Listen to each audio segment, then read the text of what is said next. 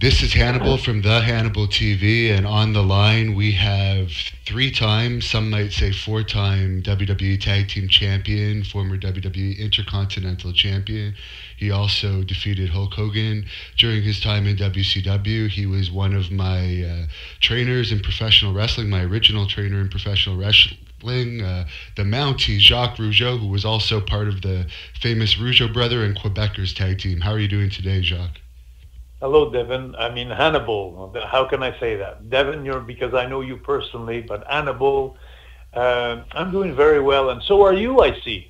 Yes, we're doing great. I think right now people are looking for other wrestling leagues to watch other than WWE, and of course, I'm involved with Great North Wrestling, and you have a very successful wrestling league. It's called Jacques Rougeau's Family Wrestling Spectaculars in English, and you've had some of the largest crowds non-WWE in Canada over the past, I guess, since 1994, I guess, would you say? Actually, I started this league, the Spectacle Familial Jacques Rougeau. I started that in 1999. Okay. Yeah, 99, because I've done a couple of little shows before that, but to really say that I'm going to start my own federation and started my own school in 98, 99, so that was the time. So it's been approximately 19 years now that I've been producing shows in Quebec, and I don't produce many shows, but I produce sold-out shows all the time, which is fun. So it's I have a lot of local wrestlers, as you know. You were to my school, and you know how it works. So it's a dream come true for a lot of guys to be able to wrestle in front of 5,000 people, and it makes it look so professional. And I think your record was 9,000, wasn't it, when you put on a show at the Bell Center with Psycho Sid back around 2002, perhaps 2001? That's exactly right. That's exactly right. And but you know, I took a big bite this time. There, I got an arena an outdoor arena that I have to sell 12,000 seats coming in August next year. So that will be it's kind of special. We have already 4,000 tickets sold, which is fun. It's like 7-8 months before the show. But as you know, being a promoter and being all that 8,000 tickets left to go is a lot of work. Yes, and that's going to be at Stade Uniprix, that is also known as Jarry Park, or was known as Jarry Park, and I believe that's where the Expos used to play. Exactly, yeah, and it's an outdoor stadium, and that's where they have also the Rogers Cup, the tennis. If ever people follow tennis, then it's every year they have the Rogers Cup there, where Federer and all those big names come, and so it's a really nice place. It's an outdoor evening that we're planning on August 18th. In 2018, a Saturday night, and but it's full of surprises. Hannibal, you'll see. I'll have a chance to cue you on a few things that are happening that are absolutely wonderful. So for these events, you're the main name that comes to these events, and you're still able to draw regular crowds of 3,000 and 4,000, and this is 12,000. What made you go to this 12,000 seat arena, because that is quite a task you have to fill that place, and I'm sure it's a very expensive place to rent as well. Yeah, it is. All those costs and the lighting systems and all that stuff, and even the insurance is incredible. But I think I got to tell you, for 18 years now, Devin. I'm always calling you Hannibal, but if you don't mind, I'll call you Devin, because Devin, I know you personally. You're a friend of mine. You're a student of mine, and so I hope I'm not ruining anything. But it comes naturally for me to say Devin. I'm sorry, but I want you to know. For 18 years, I've been giving conferences in schools against bullying and intimidation, and the importance of sports and the importance of school, at least up to the 12th grade.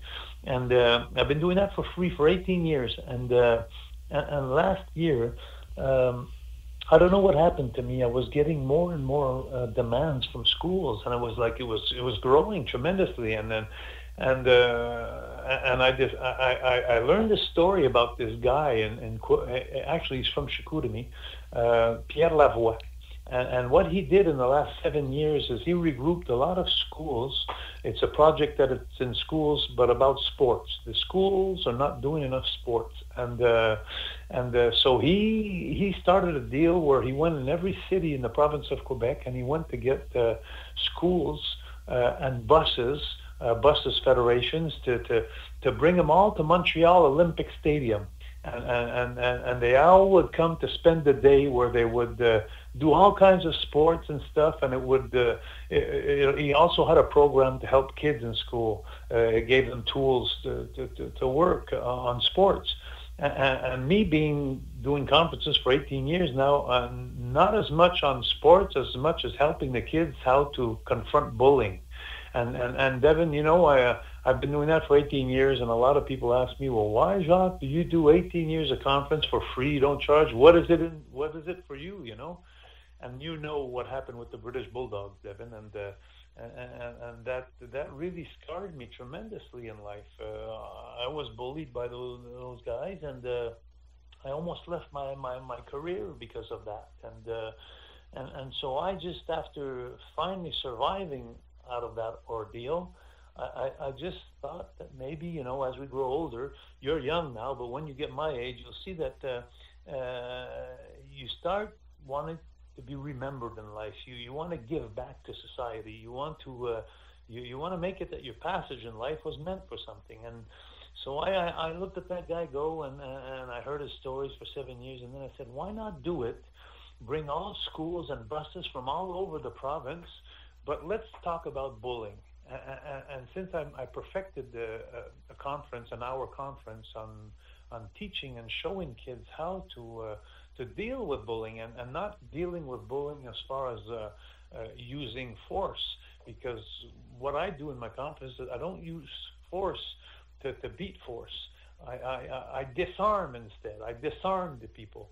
And if you don't have any more tools and arms to hurt people, then you can't hurt them anymore. And it's amazing how this project and how I put it together.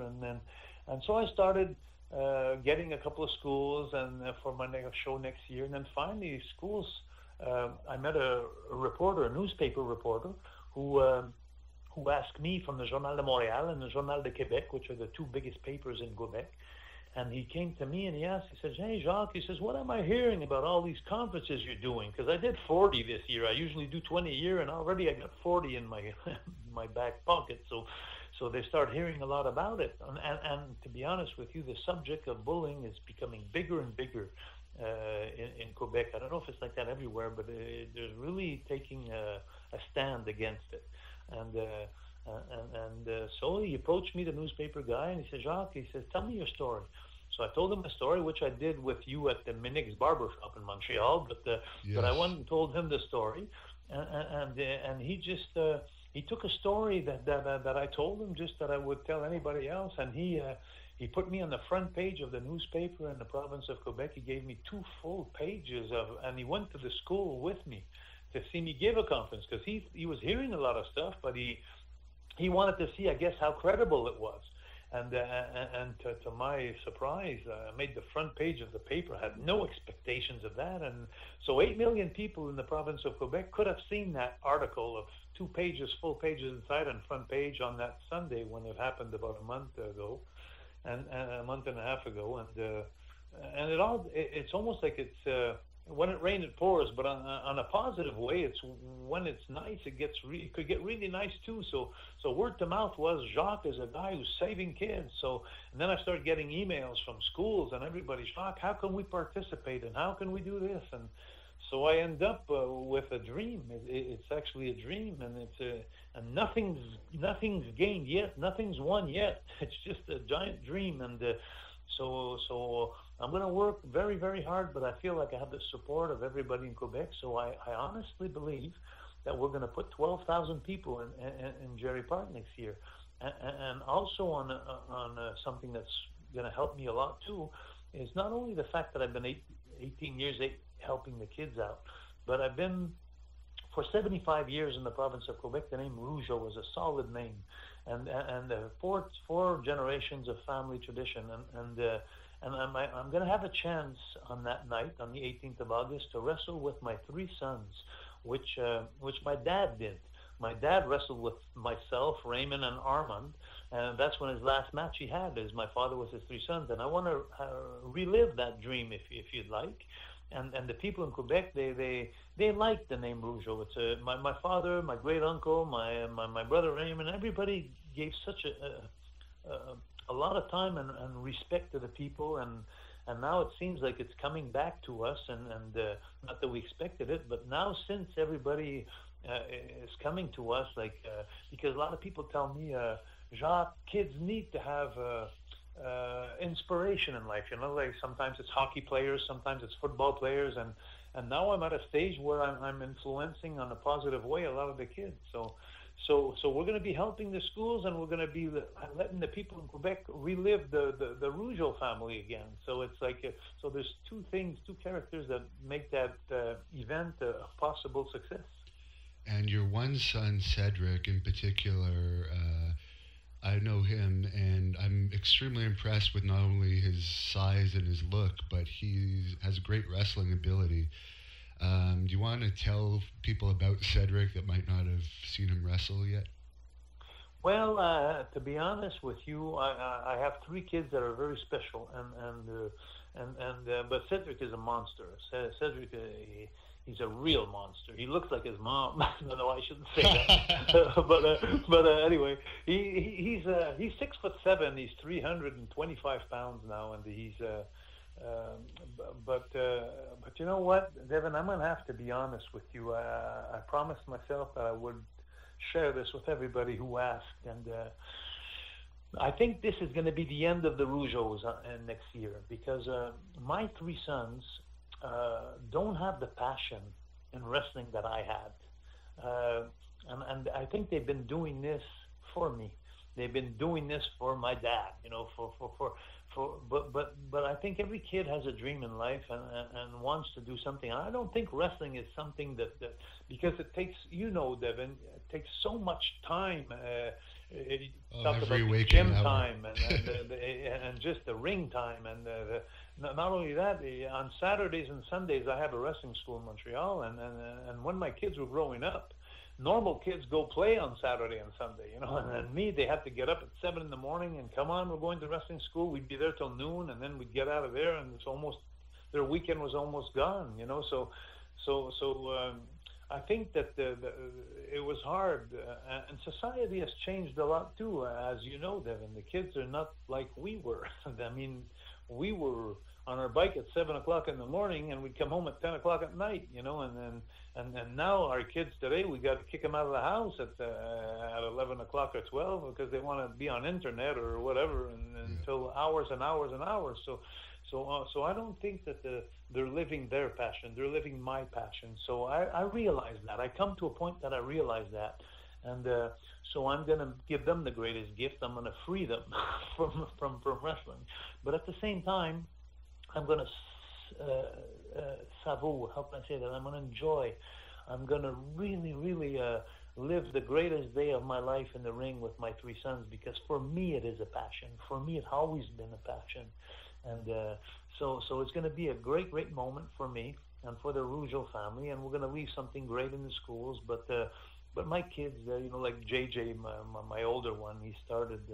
He was 9 years old. He's 28 now, and he wrestled for 10 years for me, and from like 9 to 19. But then after that, he got fed up, and he said, "Dad, I don't want to hear about wrestling no more." I said, "Okay, no problem." Then Cedric came, and then Emile came. So I always had sons that were in wrestling, but I never had a chance. Because when Jay quit, Emile hadn't started yet.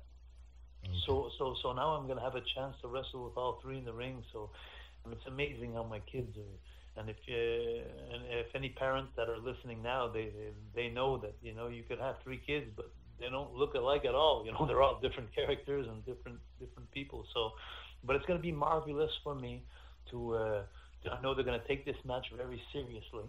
In the next year, their trainings are going well. And so they're going to give me a special moment in life, and then I'm going to give them freedom. And just one thing on Cedric, he's very young. I think he's just about 23 or so, maybe 24. But he had a WWE tryout earlier this year, which is pretty impressive because he's only had a handful of matches, I believe. Yeah, but Devin, to be honest with you, it wasn't a great success. We didn't have a great time in Orlando. You went as well? Yeah, I went as well.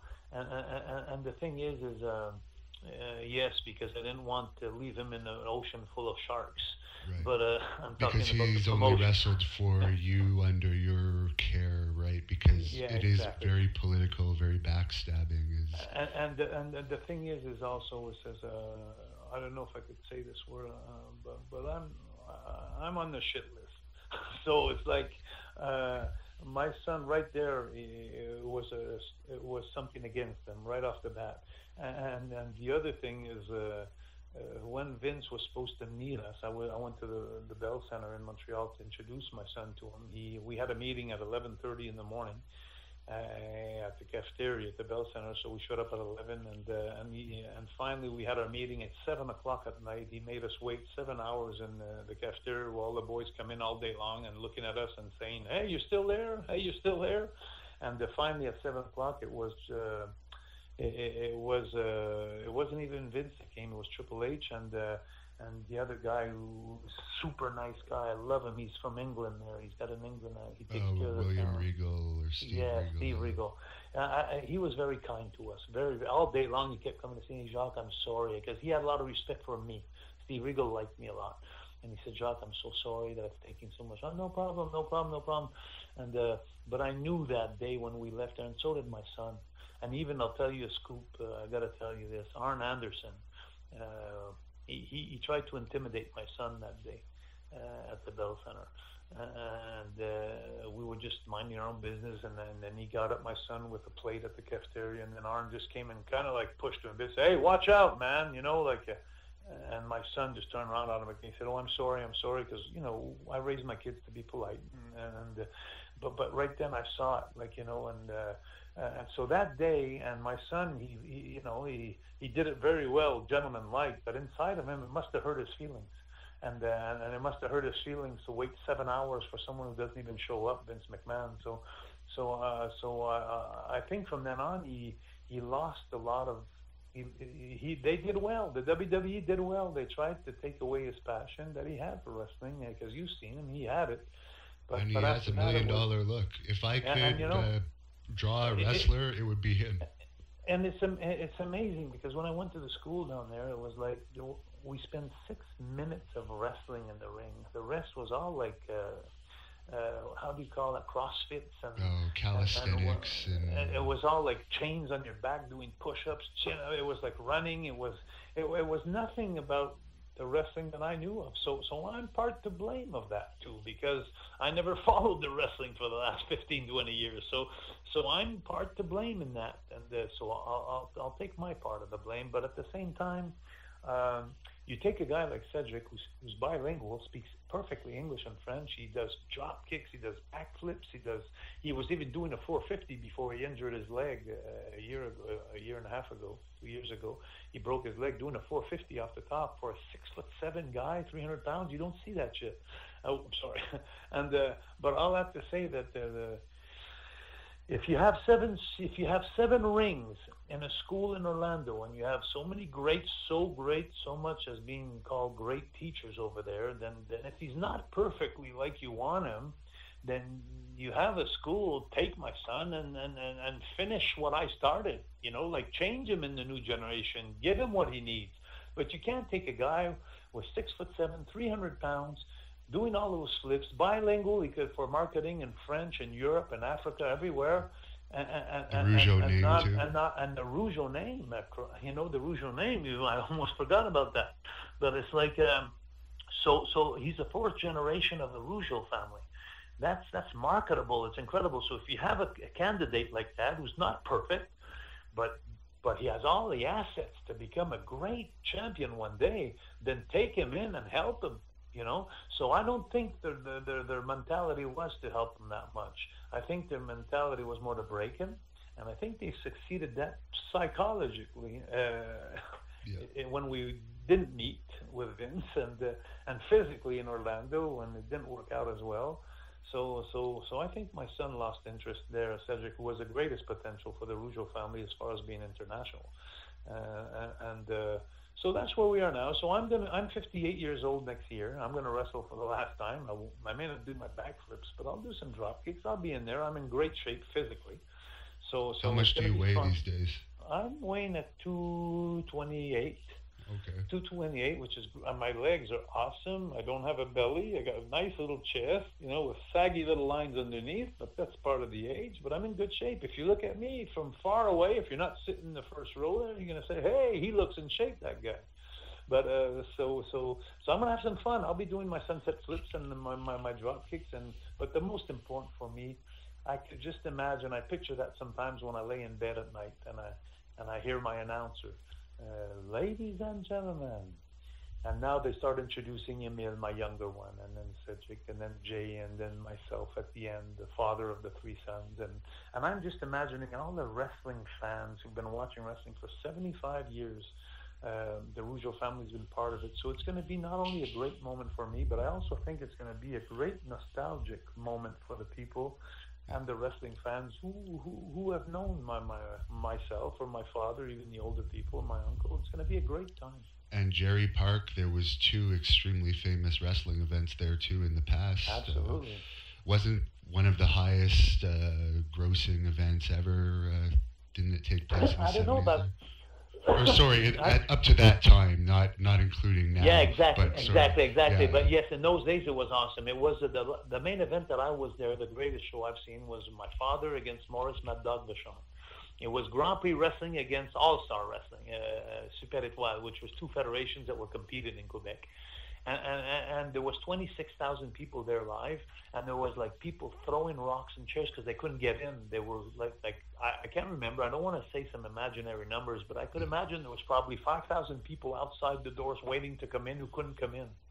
And so that was, yes, indeed, one of the greatest events that I remember when I was young, when my father beat Maurice Vachon. How did they do that? How did they get the 2 enemy federations to join together for one event? Because that... Well, I know, Devin, for one, sure wasn't easy. It took a lot of negotiations, because when you have 2 companies that are trying to be number one, there's a lot of concessions that have to be made.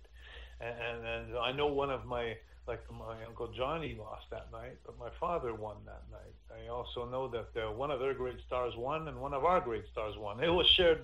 You being a promoter, I could see you having a little thoughts of how do we put this together. So there was a lot of negotiations, but I was young then. I was I think it was 10 or 12 years old. So actually, it was in what year was that? Was it in '94? No, that was not. No, it was before that. It was in '84, I think. Was it in *84, '82, '83? Yeah, it must have been '82, '83. So I was 12, 13 years old, so I didn't have the comprehension of how it worked, the business and all that then. But I just know that there was a lot of tension in the dressing rooms. There was a lot of tension. That night that my father wrestled Mad Dog Vachon, my father and the Mad Dog Vachon, Maurice Vachon, they got stiff in the ring. They played it rougher than it was supposed to be, and my father knocked them out. My father literally knocked Maurice Vachon out with a right hand. And then and for me, a kid, that his father was his hero all his life, I'll never forget that. My father, there's a fan that actually made a frame picture of him there, maybe I don't know how big it could be, the size of I don't know, Jesus, maybe let's say 2 feet by 3 feet, 4 feet, and my father's giving him a right hand, man, where Maurice is he's falling at the same time he just received the right hand, and I have that in my basement here in my house. So just to say that my dad was my hero, and the Rougeau family is our hero family. I think in Quebec we worked hard. We're not better than anybody else. We just worked hard and we were careful in our image. And I think that there's a lot of people that are going to be very happy that night in Stade Unipri at Jarry Park. And for people that want to get tickets, I know you have your website, JacquesRougeau.ca, which for anyone that doesn't speak French, there is an S on the end of Jacques' names, JacquesRougeau.ca. Bravo, very good, Devin, very good. But the best bet for them, to be honest with you, the best bet is to go on admission outlet, which the number is 514. 790-1245. So it's 790-1245. So it's 514-790-1245.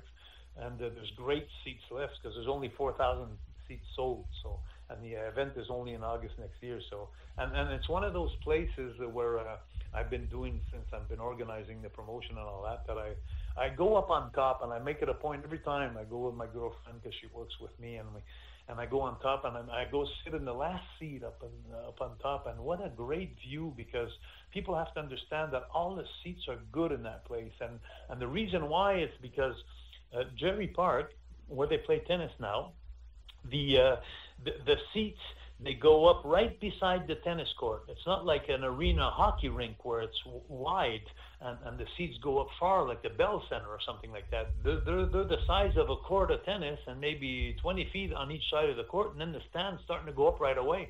So when I go sit in that place and I go up on top, it makes it an atmosphere that's going to be absolutely incredible. And Devin, I got to point something out to you, which is really phenomenal. I know you know the show on TV called The Voice. Yeah. You know, where people and a couple of years ago, there's a young kid, a girl that she's 16 now. She was on The Voice, and I don't know how this came up all in the last 6 months or something. But I met this certain person who told me, I had an idea. I wanted, instead of like the 12,000 people rising at the beginning of the show, like when the announcer said, "Ladies and gentlemen, please rise. Mesdames et messieurs, s'il vous plaît, vous levez," for the, instead of saying the national anthem, it's going to be the intimidation anthem. And I have two people right now that are composing a song about bullying. And it's amazing because I heard a little bit of it, pieces of it. And at the beginning of the song, it's not going good at all in school. The bullying's bad. And then later on in the song, it's getting a bit better. And at the end of the song, it's yippee, no more bullying in class. And they're going to sing that song. That young girl's going to sing that song at the beginning of the show with her mom playing guitar behind her, and four little kids from the school that are going to act the song, like they're going to act the bullying, and then where they make up a little bit, and at the end there's no more bullying. So there's going to be like a sketch in the ring at the same time as the song being played. And what's fun of all that is the 12,000 people that come to the show, they're going to receive a book. I have a sponsor who just went nuts on me and what I'm doing in the schools and all that good stuff. So he came behind me and he said, "Jacques, everything you say in school to help the kids, the tools that you give them to fight bullying and all that stuff," he says, "I want to put it in a book and I want to give it to the kids when they come in." So in that book, when they receive it, all the kids from different schools from all around the province are going to get that book. There's also going to be a page where in English and French there's going to be the words of the song that the girl's going to sing at the beginning of the show. So everybody will be able to sing with them. And so it's an event, really, the theme event is bullying. and a lot of people say, "Wow, Jacques, how can you put a wrestling event in bullying?" Well, for the people who don't know yet, and there's a lot that still don't know, my wrestling shows don't have any kicks and punches. There's no girls on my show. There's no tables or chairs, or there's no swearing. It's all more like a Walt Disney kind of show that I do for kids. And it's more like Spider-Man and Chewbacca, Darth Vader, and the Giants, the midgets. And it's more like a fun Walt Disney kind of show, as you know how I've done that. So, yeah, you had me doing a very outlandish character when I had a couple matches on your shows, more kid-oriented, I believe. Hey, you were great. I was sorry to see you leave.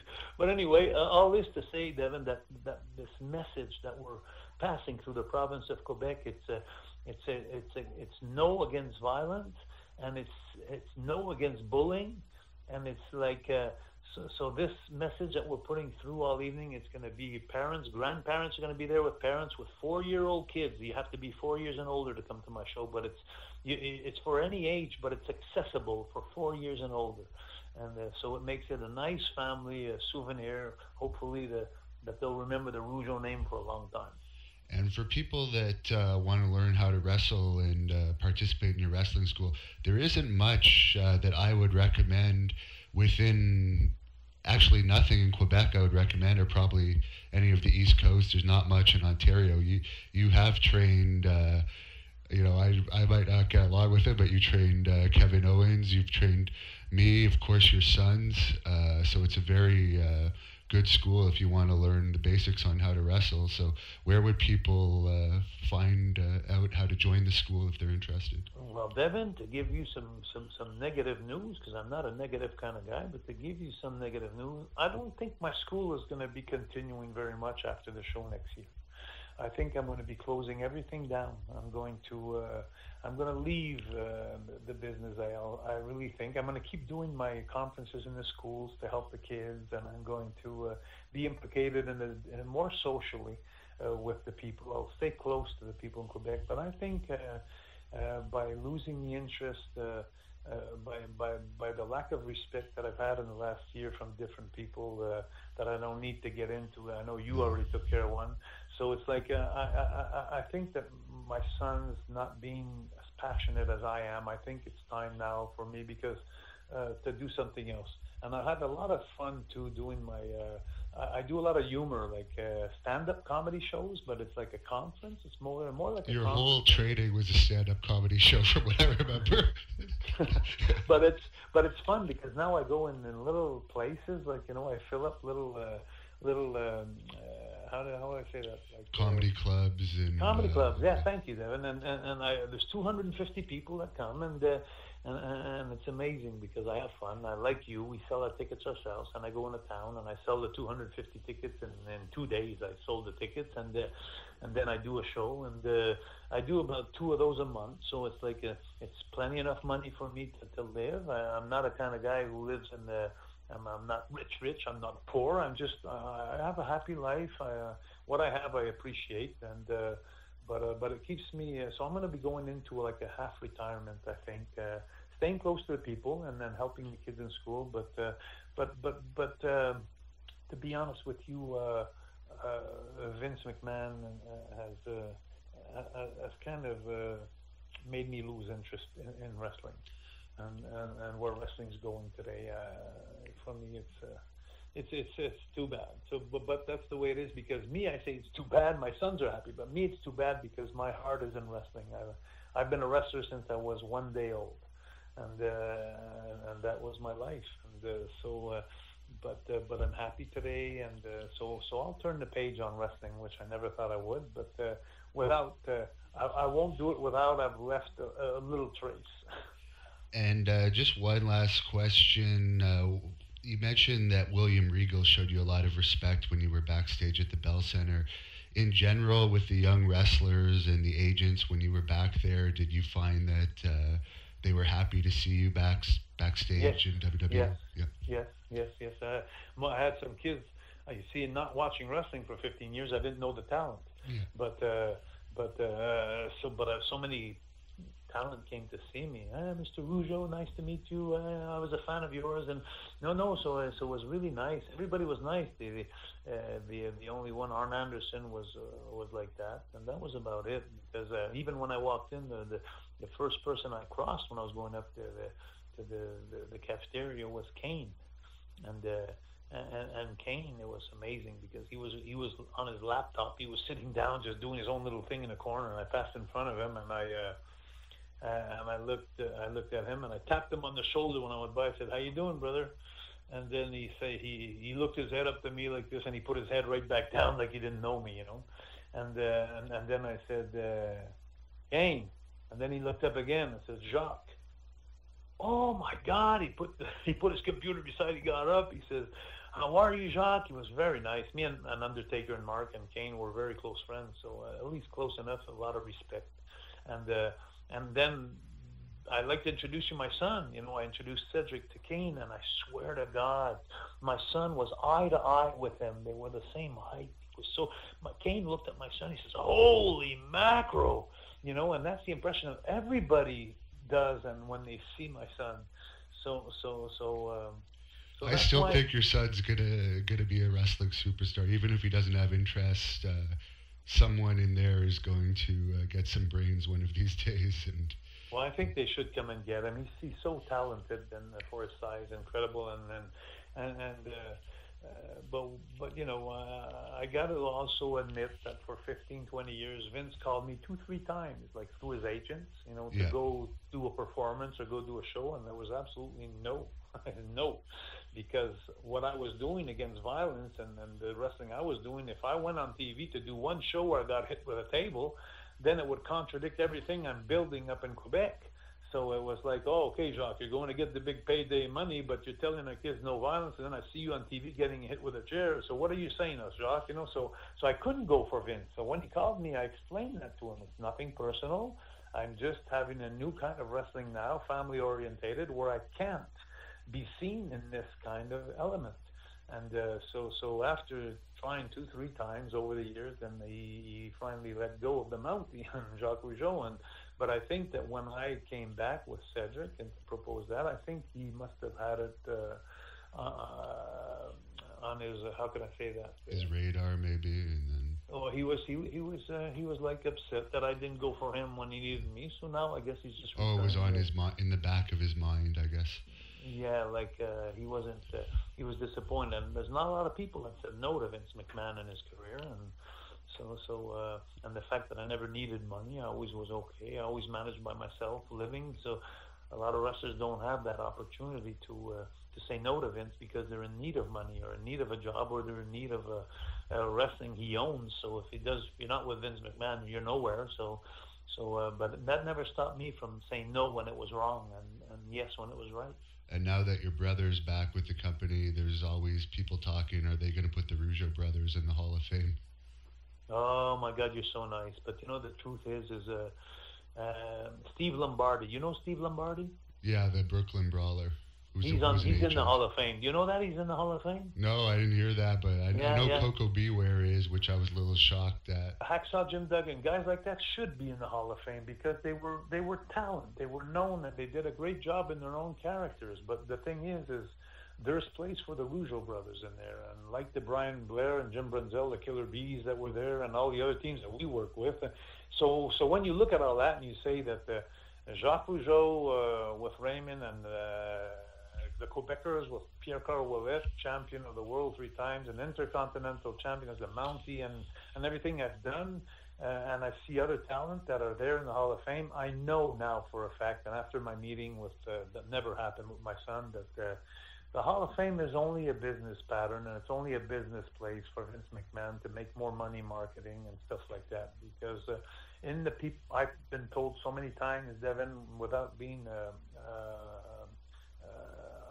on top of everybody else, which I'm not better than anybody else. It's not me, but people are telling us that in their heart, the Rougeaus are in the Hall of Fame already. So I live with that. I'm okay with that. Especially in the Quebec area and Ontario, where you guys were very well remembered. But everyone still mentions your theme song on the top of their list as one of the greatest theme songs ever. So, if no other reason, you should be in for the theme song.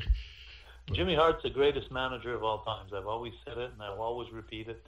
Jimmy Hart was such an asset to the company. You were just with him, right? Yeah. Actually, more than you think. I was with him 3 weeks ago. He has a hotel in Daytona Beach. There's a Hall of Fame hotel. It's called Jimmy Hart, and I went to spend a couple of days there when I went to Florida. And my pictures are everywhere in there. It's so amazing. I got 3-4 pictures with me on the wall there. So some with Ted DiBiase and Ric Flair, and some with Carl, some with Raymond, some of the Mountie, and but Jimmy Hart was so much more than that. He was creating in the good years of the 80s when all the songs were coming out of the wrestlers. It was all Jimmy Hart that was composing that and writing those songs. It was amazing. And as far as professionalism, Jimmy Hart, always on time, would never miss a flight, would never go out in bars, he was so professional. And you could meet him at 4:00 in the morning in the airport and he'd say, "Hey brother, how you doing, man? How you doing?" He was always there for his fans, and he's great. Jimmy Hart is a great man. Thank you very much for talking to us. We really appreciate that you took the time and you actually went overtime with us, telling us some of your great stories. But to close this interview off, do you want to remind people where they can get tickets and any closing? That's very kind of you. It's in Montreal. It's on the 18th of August of next summer. It's It's the number where you could get the tickets for those who want to take a little trip to Montreal. It's a beautiful time of the year in Montreal in August. So if you're in town, it's 514, 790 1245, 1245. So 790 1245 and 514 area code, and just ask for Jacques Rougeau wrestling show, and you could get some great seats, and I guarantee you'll have a great evening in Montreal if you come spend the day and come visit St. Catherine Street and all that. It's on a weekend, so it's very low key. It's almost like going to New York City on a weekend instead of a weekday. but it's really calm. Montreal is fun, and it's a nice place for lovers. If you're in couples, it's a great place to go. They have a lot of romance and a lot of good food, and so I hope to see you on the 18th of August of next year. And Devin, I'm personally inviting you. If anything happens, or worst comes to worst, I'd like to introduce you that night in front of everybody. I would like, I'm going to have a few old timers that are coming. Gino Brito is going to be there. Alexis Smirnoff, who used to wrestle as Michel Eustace Dubois. Richard Le Magnifique Charlin. I'm going to try to get Rick Martel there. I'm going to get all kinds of wrestlers, just Paul Leduc, just to say, because they gave so much to wrestling, and since I'm closing the doors on wrestling, I think I'd like to say thank you to all you and all those people that gave to wrestling, and then so I'm inviting you personally at the VIP table at you and your girlfriend or your wife, whichever one you want to take. No, I'm just kidding. I don't know if you're married. I just know if you're married or not. I'm sorry, David. So I have Tiger, who's Doink the clown. Oh yeah, what a great guy he is. And he's going to be part of the show too, do his little number of dancing, and but it's going to be a great event, and it's also going to be a great cause and a historical event too. You and your sons. but also helping the kids in Quebec. It's something great. So HANNIBAL. Devin, HANNIBAL, I've always had a lot of respect for you, and what you did for me too, by the way, putting Kevin Owen back in his place, I appreciate that very, very much. I want you to know that. Well, thanks a lot, and maybe closer to August, we'll check in with you again just to remind people that the event's coming up, but thanks a lot again, and we wish you the best of luck with your event. I know you're going to get the 12,000 in there. You're a good man. And good luck for you in Ontario with your shows. And I see you're doing well, and I'm very happy for you. You're a fighter, HANNIBAL. You didn't have it easy, and but you persisted and you continued. And I think you should be in the Hall of Fame too. Thank you very much. Well, happy holidays to you. Devin, thank you. Merry Christmas to you, and most respect for you. That's all for this episode of the Great North Wrestling Podcast. Be sure to visit thehannibaltv.com for Great North Wrestling news, links, and live event information. Subscribe to the HANNIBAL TV on YouTube, and subscribe to the GNW Podcast at greatnorthwrestling.podomatic.com for instant downloads of our latest audio content.